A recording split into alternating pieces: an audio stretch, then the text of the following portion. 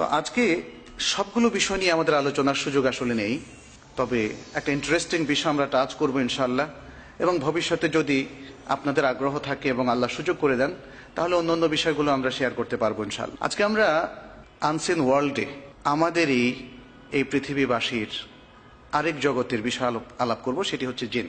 আল জিন, আলামুল জিন, the world of জিন। তাদের সম্পর্কে আমরা কিছু আলাপ করবো ইনশাআল্লাহ। যেহেতু আমাদের অনেকেরই ধারণা যে ভূত বলতে আমরা যাদেরকে বুঝি সেটাই বুঝি জিন, ঘোস্ট লাইক ক্রিয়েশন অফ আল্লাহ, মানে ভূতের মতো এক ধরনের জীব, এটাই হচ্ছে জিন। অবশ্য ভূতের কাহিনী পড়েনি এমন কি কেউ আছেন এখানে? মনে হয় না। আমরা ছোট সময় থেকে ভূতের কাহিনী পড়েছি, ভূত সম্পর্কে জানি, অনেক আজগুবি ধরনের গল্প। আর আমি নিজেও ভূতে পাওয়া মানুষকে দেখেছি, অর্থাৎ দাবি করা হচ্ছিল যে হ্যাঁ তাকে ভূতে ধরেছে ইত্যাদি, এই সমস্ত কিছু। একটা ভুল ধারণা আছে এই ভূতরা হচ্ছে জিন, বা জিন বলতে ভূতদেরকে বোঝানো হয়, কিন্তু আসলে ধারণাটা ঠিক পুরোপুরি তেমন নয়। আল কোরআনের মধ্যে অনেকে আমাদের মধ্যে আজকের আধুনিক যুগের আধুনিক মনস্ক শিক্ষিত মানুষ আমরা দেখি যে তারা জিনে বিশ্বাসই করতে চান না।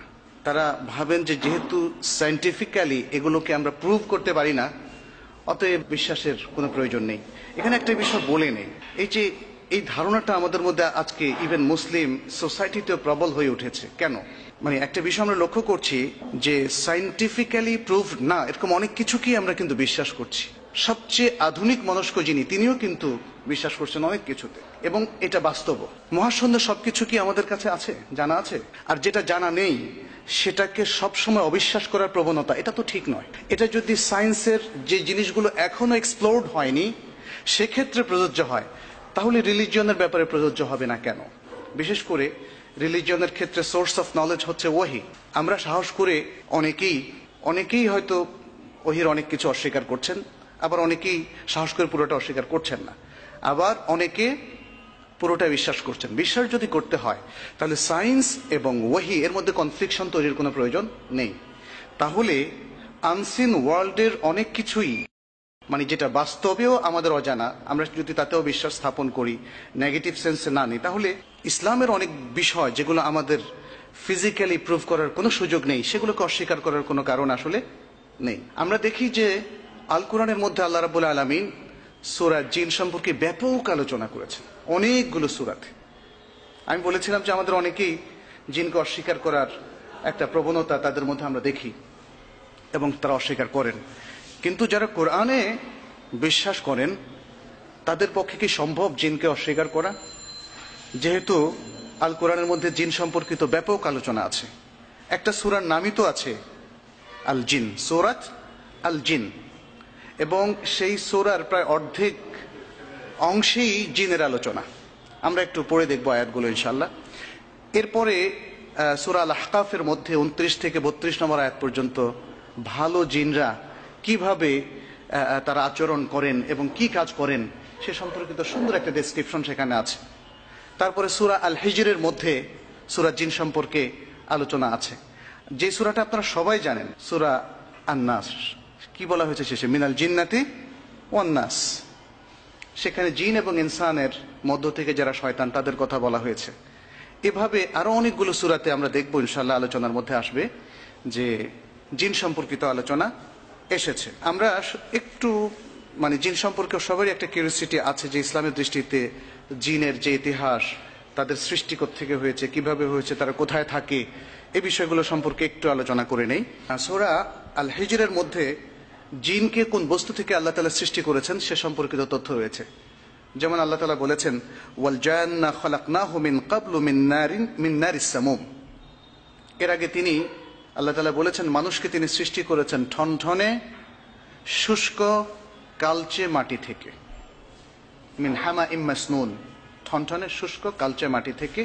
আর বলেছেন আর জিনকে আমি তাদের পূর্বে, অর্থাৎ মানব সৃষ্টির আগে তাদেরকে সৃষ্টি করেছি উত্তপ্ত অগ্নিশিখা থেকে, উত্তপ্ত অগ্নিশিখা থেকে।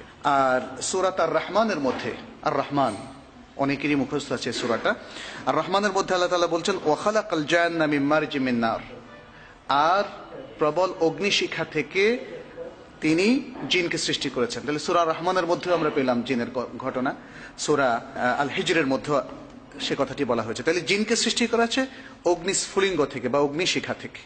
তাহলে এটা হচ্ছে জিনের সংজ্ঞা। আল্লাহ তাআলা মানুষকে সৃষ্টি করেছেন প্রায় 9টারও বেশি স্পষ্ট আয়াত আছে। মানুষকে, প্রথম যে মানুষ আদম আলাইহিস সালাম, তাকে সৃষ্টি করেছেন মাটি থেকে, কাদা মাটি থেকে, এবং যেটা বলা হয়েছে মিন হামাইম মাসনুন, ঠনঠনে শুষ্ক কালচে মাটি থেকে। আর জিনকে সৃষ্টি করেছেন তিনি উত্তপ্ত অগ্নিশিখা থেকে। তাহলে মানুষের সংজ্ঞা, যদি সৃষ্টিগত সংজ্ঞা বলি, তাহলে মানুষের সংজ্ঞা হচ্ছে যাকে মাটি থেকে আল্লাহ সৃষ্টি করেছেন, আর জিনকে সৃষ্টি করেছেন অগ্নি স্ফুলিঙ্গ বা অগ্নি শিখা থেকে। এ সম্পর্কিত হাদিসও রয়েছে একাধিক। কখন তাদেরকে সৃষ্টি করা হয়েছে সে তথ্যটাও কিন্তু আমরা সূরা আল হিজরের মধ্যে পেয়ে গেলাম। মিন কাবলু, আই মিন কাবলিল ইনসান, মানুষ সৃষ্টির আগে। আল্লাহ তাআলা জিনদের যে নেচার, সৃষ্টিগত যে বৈশিষ্ট্য, সেটাও তুলে ধরেছেন আরেকটি সূরায়, সেটি হচ্ছে সূরা আল আরাফের মধ্যে। আল্লাহ তাআলা বলছেন, ওয়ালাকাদ যারানা লিজাহান্নামা কাসীরাম মিনাল জিন্নি ওয়াল ইনস, আমি জাহান্নামের জন্য সৃষ্টি করেছি অনেক জিন এবং অনেক মানুষকে। এখানে যদিও আল্লাহ তাআলা বলছেন আল্লাহ তাদেরকে জাহান্নামের জন্য মানে ফিক্সড করে ফেলেছেন, ব্যাপারটা মানে এইভাবে বুঝলে হবে না, বরং আল্লাহ সৃষ্টি করেছেন সমস্ত মানুষকে, সমস্ত জিনকে। তাদের মধ্যে যারা ভালো কাজ করবে তাদের জন্য আল্লাহ তাআলা জান্নাত নির্ধারণ করেছেন, আর যারা খারাপ করবে তাদের জন্য জাহান্নাম নির্ধারণ করেছেন। এটা কি আল্লাহ তাআলা তার আরেকটা এক্সপ্রেশন এখানে তিনি আমাদের সামনে পেশ করেছেন, যে মানুষ, একদল জিনকে একদল মানুষকে তিনি জাহান্নামের জন্য সৃষ্টি করেছেন। এরপরে বলা হচ্ছে যাদেরকে তিনি জাহান্নামের জন্য সৃষ্টি করেছেন তাদের বৈশিষ্ট্য হলো লাহুম কুলুবুন লা ইয়াফকাহুনা বিহা, তাদের হৃদয় থাকবে, হার্ট থাকবে, but they will not comprehend and they will not understand by their heart. তারা তাদের হৃদয় দিয়ে কোনো কিছু অনুভব করবে না, সত্যকে অনুধাবন করবে না। ওয়ালাহুম ওয়ান্নাহু কানা রিজালু মিনাল ইনসি ইয়াউযুনা বিরিজালি মিনাল জিন ফাযাদুহুম রাহাকা, আর মানুষের মধ্য থেকে একদল লোক, তারা একদল জিনের মাধ্যমে, তারা জিনের কাছে আশ্রয় গ্রহণ করত, জিনের সেবা করার মধ্য দিয়ে, জিন প্রতিপালনের মধ্য দিয়ে, এবং জিনের মাধ্যমে তারা কিছু সার্ভিস নেওয়ার মধ্য দিয়ে। সে অনেক আগ থেকে ছিল। আজও আমরা কিন্তু লক্ষ্য করি আমাদের সমাজে যারা খুনার কিংবা এরকম কিছু নামে পরিচিত, অবশ্য তারা ফ্রি স্টাইলে এই কাজটা করে থাকে, জিন প্রতিপালন করা, অথবা জিনের সাথে একটা সম্পর্ক রাখা, অথবা জিনের শরণাপন্ন হওয়া। এখানে জিনরা বলছে যে একদল মানুষ একদল জিনের কাছে শরণাপন্ন হয়ে থাকে, ফলে তারা ওদের অহংকার বাড়িয়ে দিয়েছিল। জিনের শক্তিতে তারা ভাবছে মানুষরাও অহংকারের মধ্যে যে তারা অসাধ্য সাধন করতে পারে, করতে পারে। জিনের চিকিৎসা আপনারা শুনেছেন ইতিমধ্যে, বাংলাদেশে জিনের বাদশাহ নানা ধরনের কীর্তিকলাপ তাদের। অবশ্য তাদের জিনের বাদশাহ এমন ছিল যে এরা মানুষ, এদেরকে পরবর্তীতে ধরাও পড়তে হয়েছে। তো এইভাবে এই সূরার মধ্যে প্রায় আধাআধি পর্যন্ত জিন সম্পর্কে স্পষ্ট ব্যাপক আলোচনা রয়েছে, এবং এর মধ্যে আমাদের এই সূরার মধ্যে যে লেসনগুলো আছে জিনদের মধ্যে, জিন থেকে আমাদের শেখার কিছু বিষয় আছে। আমি ইনশাআল্লাহ আলোচনা শেষ দিকে সেদিকে আলোকপাত করার চেষ্টা করব ইনশাআল্লাহ। জিনরা কোথায় থাকে? জিনের আগে আমরা শয়তানের বিষয়টা একটু আলোচনা করি, যেহেতু শয়তান যাদেরকে আমরা চিনি, যেমন ইবলিস কানা মিনাল জিন, কোরআনের ভাষা ইবলিসও ছিল জিনের অন্তর্ভুক্ত। আর আজকাল ইবলিসের যে বংশধর, ইবলিসের বংশধর আছে যাদেরকে আমরা শয়তান নামে অভিহিত করি, তাদের সম্পর্কে ইসলাম কি বলছে? এখানে আমরা দেখি আল্লাহ তাআলা বলছেন ফাকাতিলু আউলিয়া আশ-শায়াতিন ইন্না কায়দা শায়তানি কানা দাঈফা। তিনি বলছেন যে শয়তানদের বন্ধুদের বিরুদ্ধে তোমরা যুদ্ধ করো, সংগ্রাম করো, কারণ শয়তান মানুষকে সবসময় মিসগাইড করে। অতএব একটা রেসিস্টেন্স আমাদের গড়ে তুলতে হবে শয়তানের বিরুদ্ধে, যেহেতু শয়তান হচ্ছে সব ধরনের ইভলের সিম্বল, সব ধরনের মন্দ এবং অমঙ্গলের সিম্বল। সে কথাটি এখানে বলা হচ্ছে যে শয়তানের বন্ধুদের এবং সাঙ্গপাঙ্গ যারা রয়েছে তাদের বিরুদ্ধে তোমরা সংগ্রাম করো, কারণ শয়তানের যে ষড়যন্ত্র সেটি কানা দাঈফা, অত্যন্ত দুর্বল। শয়তানের মূলটা কি? কোরআনে কিন্তু সে কথাটাও তুলে ধরা হয়েছে। শয়তানের মূল হচ্ছে যে ইবলিস, এবং তার শুরুটা কিরকম? প্রথমে তাকে, সে জিন হওয়ার পরেও তাকে ফেরেশতাদের সাথে থাকতে দেওয়া হয়েছিল, এবং এ কথাই সূরা বাকারার মধ্যে বলা হয়েছে ওয়াইদ কুলনা লিল মালাইকাতি ইসজুদু লিআদম, যখন ফেরেশতাদেরকে আমরা বললাম তোমরা আদমকে সিজদা করো, ফাসাজাদু, তারা সকলে সিজদা করলেন। ফেরেশতাদের সাথে ছিল ইবলিস, এবং ইবলিস তখন ফেরেশতাদের কলিগ ছিল এবং তাদের মতোই ভালো কাজের চর্চা করত। কিন্তু কখন সে শয়তান হলো? যখন সে আল্লাহ তাআলার এই নির্দেশকে অমান্য করলো। আল্লাহ তাআলা বলছেন ইল্লা ইবলিস, কিন্তু ইবলিস সে কোনো সিজদা করলো না। ওয়াস্তাকবারা, সে অহংকার করলো, সে অস্বীকার করলো সিজদা করতে। ওয়া কানা মিনাল কাফিরিন, এবং সে কাফিরদের অন্তর্ভুক্ত হয়ে গেল। তাহলে এই হলো শয়তানের শুরু। এটাই হচ্ছে শয়তানের প্রথম ইতিহাস। এবং তারপরে যারা ইবলিসের সাঙ্গপাঙ্গ ছিল, পরবর্তীতে তারা আস্তে আস্তে শয়তানের যে বংশধর এবং মানুষের যে শত্রু হওয়া শুরু করলো, সে কথাটি কোরআন আমাদের সামনে চমৎকারভাবে তুলে ধরেছে। কোরআন বলেছে যে শয়তান হচ্ছে তোমাদের চিরতর শত্রু, সুতরাং শয়তান থেকে তোমরা বেঁচে থাকো। আর ইবলিস যে জিনের অন্তর্ভুক্ত, সে কথাটি সূরা আল কাহফের মধ্যে এসছে, ইল্লা ইবলিস কানা মিনাল জিন্নি ফাফাসাকা আন আমরি রাব্বিহি। ইবলিস জিনদের অন্তর্ভুক্ত এবং সে পরবর্তীতে তার প্রভুর নির্দেশকে সে অমান্য করেছিল। ইবলিস বা শয়তানের যে ছবি, যে পিকচার, যে অ্যাপিয়ারেন্স, সেটা কিন্তু কদর্য, সেটা ভয়ঙ্কর। সেই চেহারা মানে সুখকর কোনো স্মৃতি নয়। এবং সে কথাটি কোরআন এভাবে তুলে ধরেছে, ইন্নাহা শাজারাতুন তাখরুজু ফি আসলিল জাহিম। এটি হচ্ছে একটি বৃক্ষ, শাজারাতুন তাখরুজু, যেটাকে জাক্কুম বৃক্ষ বলা হয়। এই জাক্কুম বৃক্ষটা এমন ভয়ঙ্কর, যদি যেটা জাহান্নামী যারা হবে তাদেরকে খাবার দেওয়া হবে, এবং যেটা পেটে গেলে বের হওয়ার সময় তার শরীরের ভেতরের সমস্ত বিষয়, সমস্ত পেটে যা কিছু আছে, পাকস্থলী সহ সবকিছু বের হয়ে যাবে। এই ভয়ঙ্কর গাছটি জাহান্নামের মধ্য ভাগে আছে, কেন্দ্রে রয়েছে। এবং বলা হয়েছে তলউহা কাআন্নাহু রুউসুশ শায়াতিন। এর যে শাখা প্রশাখা, গাছের যে বিস্তৃতি, এটা হচ্ছে শয়তানের মাথার মতো। তো এটা দিয়ে মূলত ইন্ডিকেট করা হয়েছে তার অ্যাপিয়ারেন্স হচ্ছে ভয়ঙ্কর, দেখতে ভয় পাওয়ার মতো এরকম। তারপরে শয়তানের যেই জিন শয়তান, তার দুটো শিংয়ের কথাও কিন্তু বলা হয়েছে হাদিসের মধ্যে। যেমন বলা হয়েছে যে তোমরা তোমাদের সালাত যখন ঠিক সূর্য উঠে অথবা যখন সূর্য অস্ত যায়, এই সময় পড়ো না, কারণ এই সময় সূর্য শয়তানের দুই শিংয়ের উপর দিয়ে উঠে। সাইন্টিফিক ইন্ডিকেশন অথবা হাদিসের মধ্যে সাইন্টিফিক ইন্ডিকেশন হিসাবে তারা দেখছে। তো সুতরাং এই বিষয়গুলো, ওহির যে ইনফরমেশন, বিশেষ করে যারা মুসলিম রয়েছেন তাদের সেগুলোর প্রতি দৃঢ় বিশ্বাস রাখতে হবে, যদিও সেটা আমরা সায়েন্টিফিক্যালি সরাসরি প্রুভ করতে না পারি। জিনদের খাবার কি? জিনরা কি খায় আপনাদের কারো জানা আছে? জিনরা মানুষের খাবার খেতে পারে, এটা অসম্ভব নয়, তবে তাদের প্রধান খাদ্য কি এটা হাদিসে এসছে, হাড় এবং গোবর, এ দুটো। যেমন হাদিসের ভাষায় বলা হয়েছে ফাইন্নাহু যাদু ইখওয়ানুকুম মিনাল জিন, সেটা কি আর রাউথ এবং আল ইযাম। আল ইযাম মানে হচ্ছে হাড় এবং রাউথ মানে হচ্ছে গোবর, অর্থাৎ গরুর যে উচ্ছিষ্ট সেটি। আর এছাড়া অন্যান্য খাবারও তারা খেতে পারে, সেটা নিষিদ্ধ নয়, তবে এটা হচ্ছে জিনদের খাবার। এই জন্যে এগুলোকে ব্যবহার করতে নিষেধ করা হয়েছে ইসলামে। এগুলোকে আমাদের মানে এগুলোকে বিনষ্ট করতে নিষেধ করা হয়েছে। যে কোনো হাড়, সাধারণত পশুর যে হাড়, আমরা যে হাড়গুলো ফেলে দেই আমাদের খাবারের পরে, সেই হাড়গুলো তাদের খাদ্য। এই জিনরা কি বিবাহ করে, তাদের কি বংশবিস্তার হয়? হ্যাঁ, সেই ইন্ডিকেশনটাও হাদিসের মধ্যে পাওয়া যায়। যেমন কোরআনের মধ্যেও পাওয়া যায়। সূরা রহমানের মধ্যে বলা হচ্ছে বেহেশতের মধ্যে যারা রয়েছে তাদের কথা, যে লাম ইয়াতমিসহুন্না ইনসুন ক্বাবলাহুম ওয়ালা জান, তাদেরকে স্পর্শ করেনি কোনো মানুষ অথবা কোনো জিন। অর্থাৎ প্রত্যেকেই এতটা নিষ্কলুষ থাকবে, চারিত্রিক কোনো অধপতন কিংবা কলুষতা তাদেরকে স্পর্শ করবে না। সেটি বোঝানোর জন্য বলা হয়েছে যে মানুষও তাদেরকে স্পর্শ করেনি, জিনও তাদেরকে স্পর্শ করেনি। তার মানে এই পৃথিবীতে মানুষ এবং জিনের মধ্যে এই প্রক্রিয়াটা আছে। এর বৈধ প্রক্রিয়াটা হচ্ছে যেমন বিবাহ।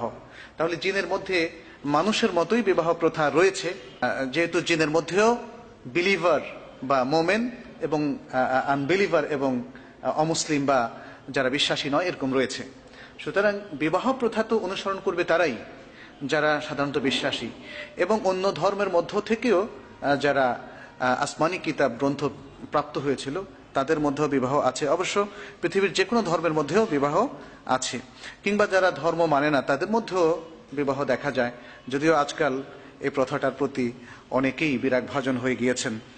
কিন্তু ইসলামের বিধান হচ্ছে বিবাহ প্রথাটাই হচ্ছে বংশ প্রক্রিয়া বৃদ্ধির বা দাম্পত্য সম্পর্ক স্থাপনের একমাত্র বৈধ পদ্ধতি। সেটা জিনের মধ্যে আছে এবং এভাবে জিন তাদের বংশ বৃদ্ধি করে থাকে। সে কথাটি সূরা আল কাহফের মধ্যে এসেছে, আফাতাত্তাখিযুনাহু ওয়া যুররিয়াতাহু আউলিয়া মিন দুনি ওয়া হুম লাকুম আদু। শয়তানের কথা বলা হচ্ছে যে আমাকে ছেড়ে, আল্লাহ বলছেন আমাকে ছেড়ে তোমরা কি শয়তানের সাঙ্গপাঙ্গদেরকে এবং তার বংশধরদেরকে বন্ধু হিসাবে গ্রহণ করবে, অথচ তারা তোমাদের জন্য শত্রু। এখানে স্পষ্টভাবে বোঝা যাচ্ছে যে জিনরাও তাদের বংশবৃদ্ধি করে, তাদের মধ্যে বিবাহ প্রথা আছে। এই নিয়ে আরো অনেকগুলো বিষয় আছে, যেমন তারা কি খায়, তারা আদৌ খায় কিনা, এখানে নানা ধরনের গবেষণা আছে। কারো কারো মত যে না, তারা কিছু খায় না, কিন্তু আমরা স্পষ্ট হাদিস থেকে জানলাম যে না, তাদেরও খাদ্য আছে। আরেকটি বিষয়, এই ধরনের গল্প মনে আমরাও শুনেছিলাম যে গ্রামে সাধারণত এই জিনিসগুলো ঘটতে দেখা যায়, যে বিশেষ করে মেয়েদেরকে যখন কোনো জিনে ধরে তখন বলা হয় যে জিনে তাকে নিয়ে গিয়েছে এবং বিয়ে করেছে। এরকম একটা মাসালাও আছে যে মানুষ এবং জিনের মধ্যে আসলে কি বিবাহ হতে পারে কিনা। এই বিষয়টা দেখা গিয়েছে যে ওলামাদের মধ্যে অনেকেই বা স্কলারদের মধ্যে অনেকে উল্লেখ করেছেন। এটা অসম্ভব নয়, যেটা আমরা বলবো সেটা অসম্ভব নয়, তবে এটা অস্বাভাবিক ঘটনা। এটা যদি ঘটে অস্বাভাবিক ঘটনা, যেহেতু আমরা বলেছি জিন সত্য, জিন আল্লাহর একটা সৃষ্টি। কোরআনে এবং হাদিসের মধ্যে এত ব্যাপকভাবে জিনের কথা এসছে যে এটাকে মুসলিম মাত্র কেউই এটাকে অবিশ্বাস করার কোনো সুযোগ নেই। এবং যে কথা আমরা বলেছি যে জিন শুধু আপনি দেখতে পাচ্ছেন না, অথবা আপনি কখনো অনুভব করেননি, অথবা আপনার সামনে জিনের কোনো আলামত প্রকাশ পায়নি, শুধু সেই কারণে আপনি জিনকে অস্বীকার করবেন, এটা কোনো যুক্তি হতে পারে না। বরং যেহেতু জিনের অস্তিত্বের এভিডেন্সটা আমাদের কাছে আছে ওহির মধ্যে, অতএব সেটাকে বিশ্বাস করতে হবে। এখন জিন এবং মানুষের মধ্যে বিবাহ হয় কিনা এই প্রসঙ্গে কথা হচ্ছে যে এটা হতে পারে, হতে পারে, অসম্ভব নয়। তবে এর মধ্য দিয়ে বংশবৃদ্ধি হওয়ার কোনো ঘটনার নজির আমাদের কাছে নেই।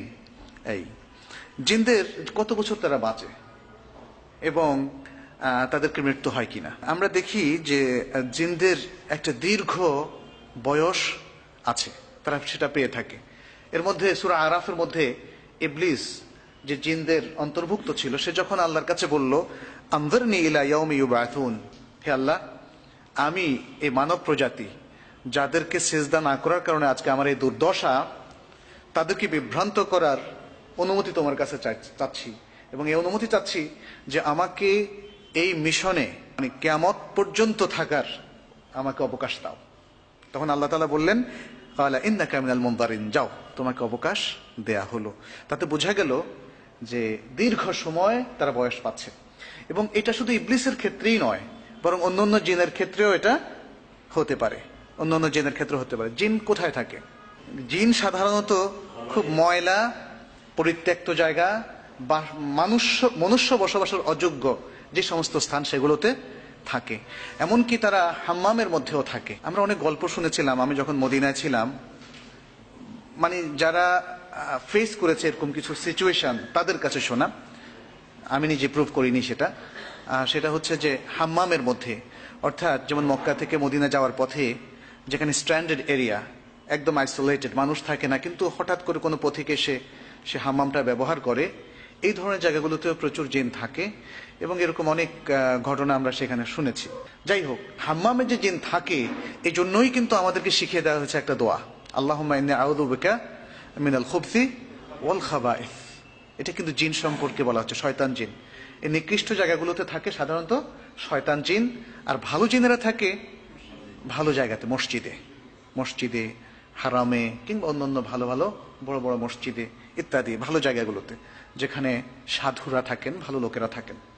তাহলে এই যেহেতু ম্যাক্সিমাম জিনই খারাপ, মানুষের মধ্যেও অধিকাংশ লোকই মিসগাইডেন্সের মধ্যে আছে, অতএব ঠিক মানুষও যেমন ধরেন আজকাল মসজিদের চাইতে ক্লাব, তারপরে যেখানে ড্যান্স হয়, যেখানে কনসার্ট হয়, সেখানে দেখবেন স্টেডিয়াম ভর্তি লোক, তাই না? মানুষও বেশি থাকে।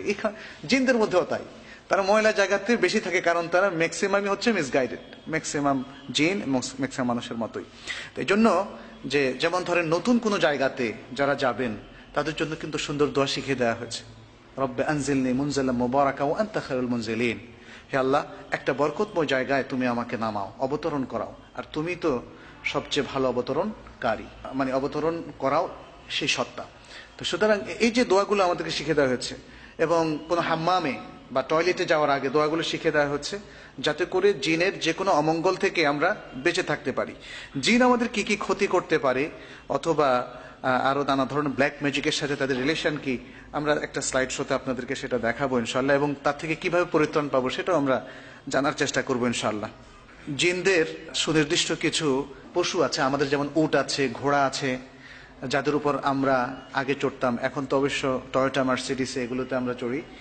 তাদের কিছু যানও আছে, আর তারা এই যান ছাড়াও চলাফেরা করতে পারে, যেটা আমরা একটা আগে বলেছি, তাদের মধ্যে কেউ কেউ উঠতে পারে ইত্যাদি। ফলে অল্প সময়ের মধ্যেই তারা বহুদূর পথ অতিক্রম করতে পারে। জিনদের আরো বৈশিষ্ট্য আছে, তারা অন্য প্রাণীর চেহারা ধারণ করতে পারে, এই শক্তি তাদেরকে দেয়া হয়েছে। এই জন্য জিনদের মধ্যে কেউ কেউ সাপ কিংবা অন্য যে কোনো প্রাণীর ছবি ধরে আসতে পারে, এবং সাপের কথাই শোনা যায় যে আমাদের মুসলিম ফ্যামিলিগুলোর মধ্যে অনেক সময় জিনের আক্রমণ ঘটে এভাবে, যে তারা সাপের সুরাতে আসে। জিনদের শক্তি কতটুকু, জিনদের শক্তি কতটুকু সেটা আমরা কোরআন থেকেও কিছু ধারণা নিতে পারি। যেমন জিনরা চোখের পলকে, তাদের মধ্যে সবাই না, মানুষ যেমন সবাই দৌড়তে পারে না সমান, তাই না? সবাই তো আর 100 মিটার সমান বেগে অতিক্রম করতে পারে না। ঠিক তেমনি কুস্তিতেও সবাই জিততে পারে না, খেলাতেও সবাই ফার্স্ট হতে পারে না ইত্যাদি। মানুষের মধ্যে যেমন সবকিছু তারতম্য আছে, জিনের মধ্যে সে তারতম্য আছে, তাদের সামর্থ্যের মধ্যে তারতম্য আছে। কিন্তু তাদের মধ্যে কেউ কেউ চোখের পলকে পৃথিবীর এক প্রান্ত থেকে আরেক প্রান্তে যেতে পারে। যেমন সূরা আন-নামলের মধ্যে আছে, ইফরিতুম মিনাল জিন, জিনদের একজন ইফরিত, সে বলল আনা আতিকা বিহি ক্বাবলা আন তাকুমা মিন মাকামিক।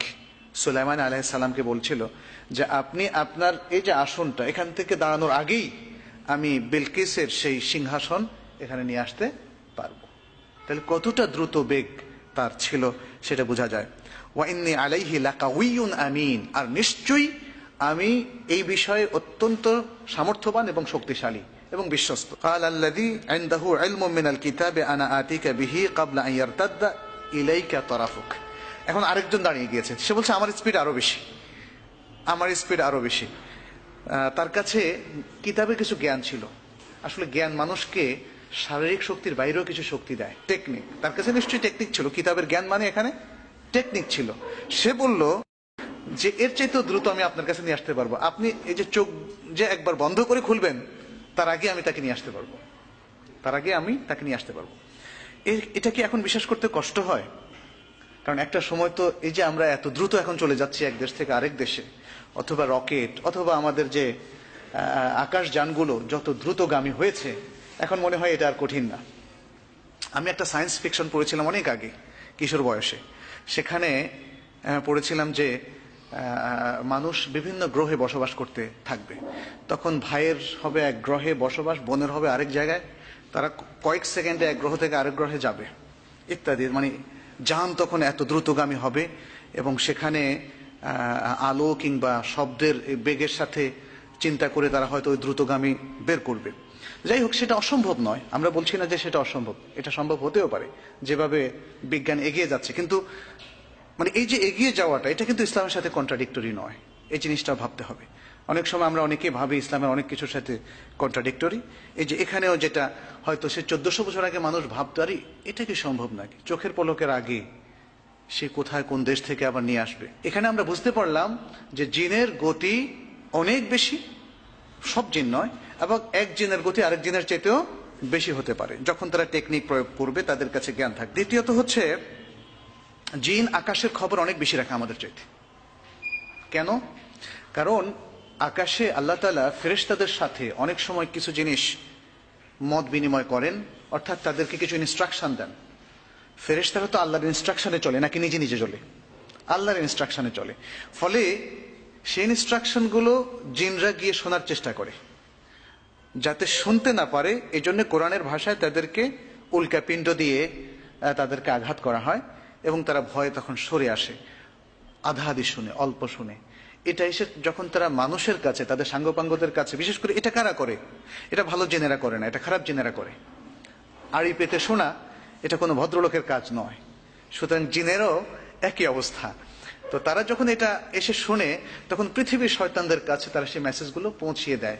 পৃথিবীতে দেখবেন যে যারা ভবিষ্যৎবাণী করে, অনেক জ্যোতিষীরা অথবা যারা জিনদেরকে পালে, জিনদের সাথে যাদের রিলেশন আছে, তারা এই আধা আধি খবরগুলো দিয়ে মানুষকে কনফিউজ করে। আর মানুষ তো এরকম যে 100টার মধ্যে একটা ঠিক হলেও তার বিশ্বাস জন্মে যায় যে না, তার মধ্যে কিছু মানে শক্তি আছে, ফলে তাকে হিপটোনাইজড করা খুব সহজ হয়। তো এই জিনিসটা আমরা এখানে কোরআন আয়াতের মধ্যে দেখি। যেমন সূরা আল জিনের মধ্যে আল্লাহ তাআলা বলছেন জিনদের ভাষায়, জিনরা নিজেদের কথা বলছে, ওয়ান্না লামাসনা সামা, আমরা আসমানে গিয়ে আড়ি পাততাম, ফাওয়াজাদনাহা, আমরা সেখানে গিয়ে পেলাম মুলিআত হারাসান শাদীদা, আসমানের মধ্যে একটা প্রবল প্রহরার ব্যবস্থা করা হয়েছে। অর্থাৎ এটা মানে এটা এই প্রহরাটা ভেদ করে যাওয়াটা খুব টাফ। পুরো আসমানটাকে আল্লাহ তাআলা একটা নিশ্চিদ্র একটা প্রহরার ব্যবস্থা করেছেন। ওয়ান্না কুন্না নাকউদু মিনহা মাকআদা লিস-সামা, আর আমরা সেখানে কোন কোন জায়গায় বসতাম শোনার জন্য যে আল্লাহ তাআলা ফেরেশতাদেরকে কি ইনস্ট্রাকশন দিচ্ছেন, তো সেটাকে বন্ধ করা যায় কিনা কোনো মতে, বা কোনো সাবোটেজ করা যায় কিনা, অথবা কোনো ক্ষতি করা যায় কিনা ইত্যাদি। ফামাই ইয়াস্তামিউল আন ইয়াজিদ লাহু শিহাবাদ রাসাদা, যে এখন শুনে অথবা যারা শুনে তাদেরকে আল্লাহ তাআলা উল্কা পিণ্ড দিয়ে আঘাত করেন যাতে তারা শুনতে না পারে। তো এখানে যেটা মানে এসছে সেটা হচ্ছে যে তারা আসমানে তাদের একটা অ্যাক্সেস আছে, তারা ফেরেশতাদের কাছাকাছি লুকিয়ে শোনার একটা প্রবণতা তাদের মধ্যে আছে, যদিও তারা সেখানে পুরোপুরি সামর্থ্য হয় না। তাদের বিভিন্ন কাজের কথাও সূরা সাবার মধ্যে এসছে, সূরা সাবার 12 থেকে 13 আয়াতের মধ্যে এসছে যে তারা যেমন সুলাইমান আলাইহিস সালামের রাষ্ট্র অনেক কাজ করেছে, এখনো তারা করে, কিন্তু তারা তাদের কাজ সব কাজের ডেসক্রিপশন আসেনি। সুলাইমান আলাইহিস সালাম তারা কি করেছিল, মেহরাব তৈরি করেছিল, এবং বাইতুল মাকদেসের অনেকগুলো স্থাপনা তারা তৈরি করেছিল, এবং সেই কাজটা কমপ্লিট হওয়ার জন্য আল্লাহ তাআলার পক্ষ থেকে যে একটা বিশেষ উইজডম কাজ করেছিল যে সুলাইমান আলাইহিস সালাম মারা গিয়েছেন, কিন্তু জিনরা সেটা বুঝতে পারেনি। এখানে জিনদের কিছু ব্যর্থতাও দেখা যায়, যে তারা যে প্রবল ক্ষমতা সম্পন্ন, তারা যে সবকিছু বুঝে, ব্যাপারটা মোটেই তা নয়, বরং তারাও টের পায়নি। যেহেতু সুলাইমান আলাইহিস সালামের যে তিনি ইন্তেকাল করেছেন, তার হাতে লাঠি ধরা ছিল, সে অবস্থায় একটা লম্বা টাইম চলে গিয়েছে। যখন স্থাপনার কাজগুলো শেষ হয়ে গেল, তখন দেখা গেল যে উই পোকা বা এই জাতীয় ওই লাঠিটা খেয়ে ফেললো, তখন তিনি পড়ে গেলেন। আর তখন জিনরা বুঝতে পারলো যে সুলাইমান আলাইহিস সালাম তো অনেক আগেই মারা গিয়েছেন। এবং তারা যদি আগে বুঝতে পারতো, কোরআনের আয়াত এভাবে বলা হয়েছে যার অর্থ, তারা যদি বুঝতে পারতো তাহলে তারা বলতো তাহলে এত কষ্ট গলদ ঘর্ম তো আমাদেরকে হতে হতো না। তাহলে দেখা যাচ্ছে যে তারাও বিভিন্ন ধরনের শৈল্পিক কাজকর্মে বা দুনিয়ার কাজকর্মে তারাও দক্ষ, এবং কোনো কোনো ক্ষেত্রে তারা মানুষের চাইতেও দক্ষ। এর আয়াত থেকে সেটাই বোঝা গেল। তারা বিভিন্ন শেকেল সূরাত ধরতে পারে, সে কথা একটু আগে বলেছি। কোরআনে তার দলিল হচ্ছে ওয়াইদ যায়্যানা লাহুমুশ শাইতানু আ'মালাহুম ওয়া ক্বালা লা গালিবা লাকুম লিয়াউম মিনান নাসি ওয়া ইন্নী জারুল লাকুম, যখন শয়তান তাদেরকে, মুসলমানদেরকে তাদের কাজকে সুশোভিত করে দিল এবং বলল যে আজকে মানুষ, এটা কাফেরদের কথা বলা হচ্ছে, কাফেরদের কথা বলা হচ্ছে যে কাফেরদের কাছে তাদের কাজকে সুশোভিত করে দিল এবং বলল যে আজকে তোমাদের উপর কেউ বিজয়ী হবে না। এটা বদর যুদ্ধের ঘটনা। কাফেররা যারা মদিনা এসেছিল মুসলমানদেরকে নিশ্চিহ্ন করার জন্য, তখন শয়তান তাদেরকে হেল্প করছিল, নানাভাবে ইন্ধন যোগাচ্ছিল আর সাহস যোগাচ্ছিল, বলছিল তোমাদের পরাজিত হওয়ার কোনো কারণ নেই, তোমরাই বিজয়ী হবে। এবং শয়তান তখন একজন মানুষের সূরত ধরে তাদেরকে উদ্বুদ্ধ করছিল, আর তাদেরকে বলছিল ইন্নী জারুল লাকুম, আমি তোমাদেরই প্রতিবেশী, তোমরা ভয় পেও না, তোমরা এগিয়ে যাও। কারণ সে জানে যে এই অবস্থায় সাহস যোগানোর একটা বিশাল একটা পজিটিভ। তারপরে দেখা গেল যে শয়তান আরো কি করলো, ফালাম্মা তারাআতিল ফিআতান, যখন বদরের যুদ্ধে দুই প্রান্তের লোকরা পরস্পর মুখোমুখি হলো, নাকাসা আলা আকিবাইহি, তখন সে তার বিপদটা টের পেল, আর কি হলো, তার পশ্চাৎ ধাবন করা শুরু করলো। ওয়াকালা ইন্নী বারিউম মিনক, তখন পরাজিত শক্তিকে সে বলল কি, ইন্নী বারিউম মিনক, তোমাদের সাথে আমার আর কোনো সম্পর্ক নাই। শয়তানের এই হচ্ছে স্বভাব, যে যাদেরকে সে সাহস যোগালো, যাদের সে সহযোগী, তাদেরকে ছাড়তেও সে কার্পণ্য করে না। ইন্নী আরা মা লা তারাউন, আমি যা দেখি তোমরা তা দেখো না। কি কাদেরকে দেখেছিল? ফেরেশতাদেরকে দেখেছিল, কারণ তখন মুসলমানদের সাহায্যে এসেছিল ফেরেশতারা। সেটাও কিন্তু সূরা আলে ইমরানের মধ্যে বলা হয়েছে যে মুসলমানদের সাহায্যে প্রচুর ফেরেশতারা নাজিল হয়েছিলেন। এই ফেরেশতারা নানাভাবে তাদের মানসিক শক্তিকে জাগিয়ে তুলেছেন, তাদেরকে সাহায্য করেছেন। ফলে বদরের যুদ্ধে একটা অসম যুদ্ধ হওয়ার পরেও সেখানে মুসলমানরা বিজয় লাভ করেছে। তো এখানে যেটা আমরা দেখতে পাচ্ছি, শয়তানের ডুয়েল ক্যারেক্টার, এবং দেখতে পাচ্ছি যে সে একবার বন্ধুর ভূমিকা, আরেকবার পলায়নপর এক শত্রুর ভূমিকায় এভাবে সে এখানে এসেছে। শয়তানের আরো একটা শক্তি আছে, এই জিন শয়তানের, যেটা বুখারী এবং মুসলিমের হাদিসের মধ্যে রাসূলুল্লাহ সাল্লাল্লাহু আলাইহি ওয়াসাল্লাম বলেছেন যে ইন্না শায়তানা ইয়াজরি মিনাল ইনসানি মাজরাদ দাম, মানুষের শিরায় শিরায় শয়তানের অ্যাক্সেস আছে। শয়তান প্রবাহিত হয়, সন্তরণ করে মানুষের শিরায় শিরায়, অর্থাৎ মানুষের শিরায় সে ধাবমান হতে পারে, সে চলতে পারে, সে ঢুকতে পারে। এখানে একটা বিষয় কিন্তু আমাদের চিন্তার বিষয় আছে, শয়তান অ্যাকসেপ্ট করে না। এই মনটা যখন সত্যকে অ্যাকসেপ্ট করে তখন শয়তান পরাজিত, আর এই মনটা যখন অসত্যকে, মিথ্যাকে অ্যাকসেপ্ট করে তখন শয়তান বিজয়ী, এবং শয়তানের অ্যাক্সেসের কারণে সেটা সম্ভব। শয়তান অনেকাংশেই বিজয়ী, কারণ পৃথিবীর অধিকাংশ মানুষের মধ্যেই মন্দটাই কাজ করে দেখা যাচ্ছে। আল্লাহ তাআলা আমাদের সবাইকে